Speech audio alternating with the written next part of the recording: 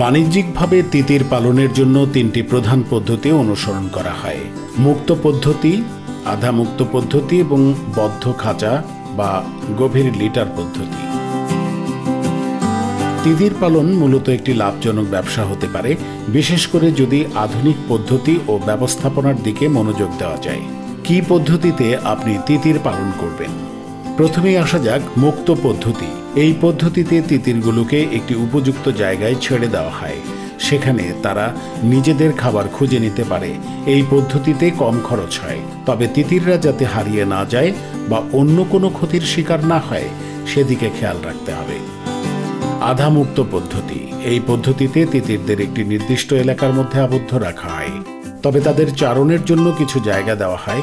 এই পদ্ধতিতে তিতিরদের খাবারের উপর নিয়ন্ত্রণ রাখা সহজ হয় এবং তাদের নিরাপত্তা নিশ্চিত করা যায়। সবশেষে বদ্ধ পদ্ধতি। এই পদ্ধতিতে তিতিরদের খাঁচায় বা গভীর লিটারের, যেমন কাঠের গুঁড়োর মধ্যে পালন করা হয়।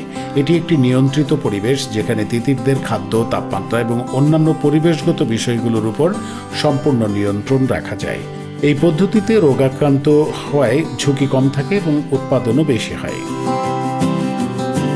তিতির পালনে গুরুত্বপূর্ণ বিষয় হচ্ছে খাবার। তিতিরকে হাঁস মুরগির মতোই খাবার দেওয়া যায়, তবে তাদের জন্য সুষম খাদ্য সরবরাহ করা প্রয়োজন। রোগবালাই। তিতির মুরগির তুলনায় ঠান্ডায় বেশি সংবেদনশীল, তাই প্রথম সপ্তাহে বিশেষ যত্ন নিতে হয়। রোগ প্রতিরোধের জন্য নিয়মিত টিকা দেওয়া এবং পরিষ্কার পরিচ্ছন্ন পরিবেশ নিশ্চিত করা জরুরি। তিতির পালনের বাণিজ্যিক সম্ভাবনা। বাংলাদেশে কোনো মানুষের কাছেই তিতির অচেনা নয়, কিন্তু ইদানিং এই পাখিটি খুব একটা দেখা যায় না। মাংস ও ডিমের চাহিদা পূরণে ব্যাপক ভিত্তিতে পোলট্রি খামার গড়ে উঠতে শুরু করায় শৌখিন এই পাখিটি পালনের রেওয়াজ এখন আর নেই বললেই চলে।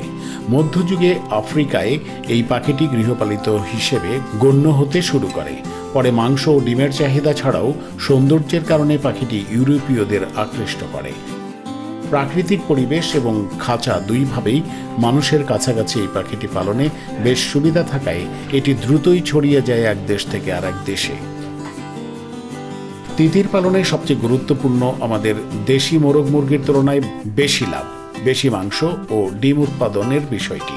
6 মাসের মধ্যে তিতিরের ওজন হয় 1400 থেকে 1500 গ্রাম। আমাদের দেশি মোরগ মুরগির চেয়ে ওজন হয় 1.5 গুণ বেশি। বিশেষভাবে উল্লেখ্য, তিতিরের রোগ প্রতিরোধ ক্ষমতা ফার্মের মুরগির থেকে অনেক বেশি। যেখানে অতীতে আমরা দেখতাম গৃহস্থ বাড়ির মুরগি ছেড়ে দিয়ে পালছেন, খড়কুটো খেয়ে বড় হচ্ছে, তিতিরের ক্ষেত্রেও তাই। সাদামাটা খাওয়ালেই এর বৃদ্ধি হয়। অন্যদিকে তিতিরের মাংস যথেষ্ট ভালো মানের ও সুস্বাদু। ঝুট ঝামেলাবিহীনভাবে লালন পালন করা যায় তিতির।